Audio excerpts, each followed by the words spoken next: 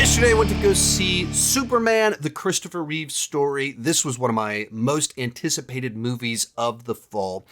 And if a movie's job is to make you feel something, to evoke emotions from you, this movie was a tremendous accomplishment. If you don't know, this is a documentary about the actor Christopher Reeve, who played Superman in the 70s and 80s films, and he was paralyzed after a horseback riding accident in the mid-90s.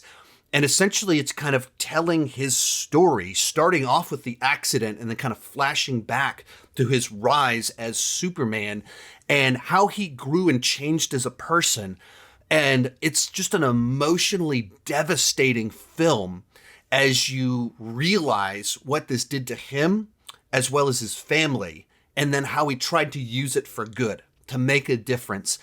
And so when you see someone that was the epitome of strength and heroism being brought to such a vulnerable place and then to decide to use that for good, it's something deeply compelling about it. And so a movie that moves you emotionally from the very beginning to the very end and is able to touch on so much of the human experience, so much humanity, to someone that felt so larger than life. But even movie stars, even the person that plays Superman is just a man. And it ties into that in such a profound way that I highly recommend you check it out. Absolutely one of my favorite films of the year.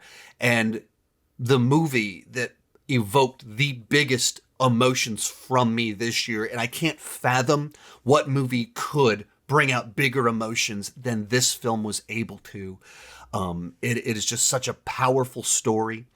It shows his weaknesses as a man, as a husband, as a father, some of the hypocrisy that he had, but it also showed him grow and change and become a better person, and the way that the worst thing to happen to him brought the best out of him. And that's when you have a compelling story that is worth telling. So I'm going to review a lot of documentaries on here, but this is one of the best I've seen in an incredibly long time. Let's go for it. We'll give this one an A+. It almost certainly will be in my top 5 movies of the year at the end of the year.